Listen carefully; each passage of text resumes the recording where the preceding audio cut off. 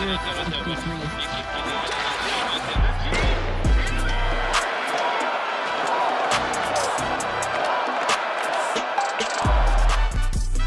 there, and welcome to this bonus episode of the Gazette's Hockey Inside Out Show. I'm Stu Cowan of the Gazette, and I'm joined by my regular partners here, former Canadiens teammates and 1986 Stanley Cup champs, Chris Nilan and Rick Green. Well, guys, the players made their annual Christmas visit to the sick kids at the children's hospitals in Montreal on Wednesday. Knuckles, I know both of you guys did a lot of those visits when you were playing, and Rick also when you were assistant coach of the Canadiens after. I know, Knuckles, you were visiting some sick kids earlier this week. You continue to do that.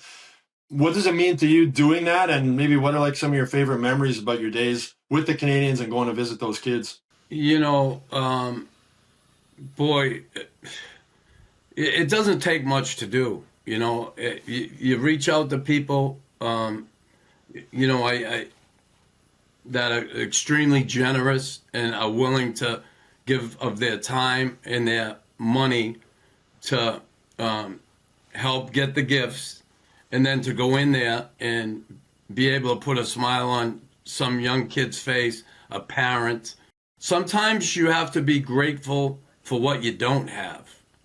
And I say that, you know, I look at some of the parents in there and the struggles they, you know, have with a sick child and how difficult it can be, not only, you know, certainly in their personal lives, in their own relationship with their husband and wife, it's difficult. Yep. It puts a lot of strain on a marriage, and I see that a lot when I go in there. I see it with my friend Kevin and Liam, little Liam, and Kevin is just, his whole world is that. He got a full-time job. He's trying to raise money.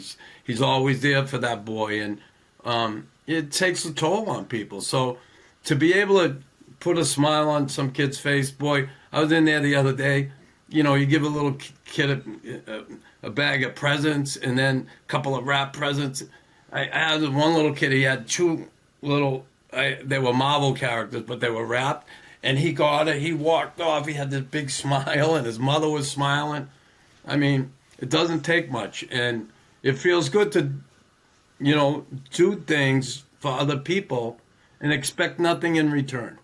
Yeah, I know I've covered it quite a few times, Rick, going to the hospital, and it's tough, right? You go in there and you leave and you count your blessings. I mean, I'm a dad. I know you guys are dads. You count your blessings. You have healthy kids. Just what are some of your memories from going in there as a player? Well, like Nuck said, you go in, these kids just light up the fact that you're in there and you're, you know, exchanging with them a little bit and trying to bring a smile on their face. And, you know, that scenario really brings back the point of how fortunate we are that, you know, we have our health and we have a lot of things that these kids and families don't have or won't have.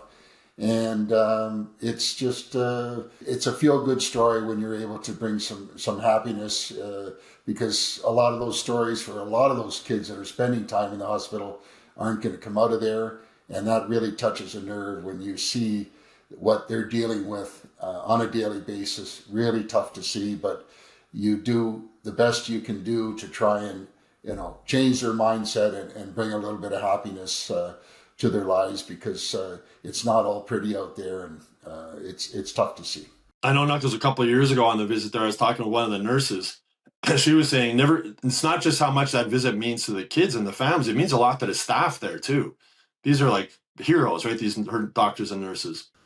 Yeah, they certainly appreciate it. You know, they're in there every day working with these kids. And yeah, so they get paid to do it. But still, what you do for those little ones and the care and love that they give to those children, it's awesome for them, too, to get an opportunity to see the players come in. And, you know, there's nothing like wearing the big CH, let me tell you.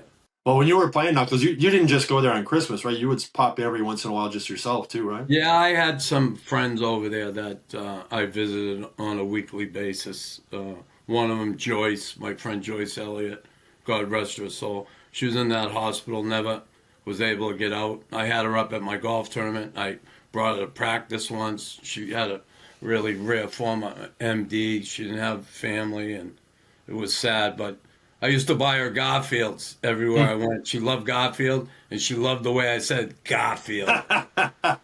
Well, I know talking with some of the parents, you were talking earlier, not because how hard it is on the parents, and Rick talking with some of the parents there, they were saying how much like watching the Canadiens games on TV in the hospital with their kids is something that gives them a little bit of a break also. And, with the holiday season coming up for the Canadiens, switching back to hockey a bit over the Christmas period, Rick, the Canadiens will go out on their annual extended road trip over Christmas and New Year's holidays because other events are going on at the Bell Center. They have 7 consecutive road games. You've done that as a player and as a coach. Just how difficult is that part of the schedule? Well, I think it's a little more difficult for the home team because of the stuff that's going on with family and all kinds of different activities that are, come with that time of year. And obviously the Canadians thrive more on the road than they do at home. And maybe it's not a bad thing when they're in a little bit of a, inconsistent type of play in what's going on. But it's like that time of year comes around, and guess what? The Canadians are on the road, and it's all part of it. And it's not a bad thing, and we'll see obviously sooner than later that they respond in a good way. But I think it's more difficult for the home team a little bit because of all the stuff that goes on away from the rink. Well, Nichols has been better on the road than at home this season. And in some ways, maybe it's not a bad time to get on the road and get away from all the distractions over the holiday period. Well, listen, it's every team goes through one of these during the year, right? Or two, You look at Boston always, the circus came to town. They'd have it they played like 2 home games and they'd be gone for like 7 games.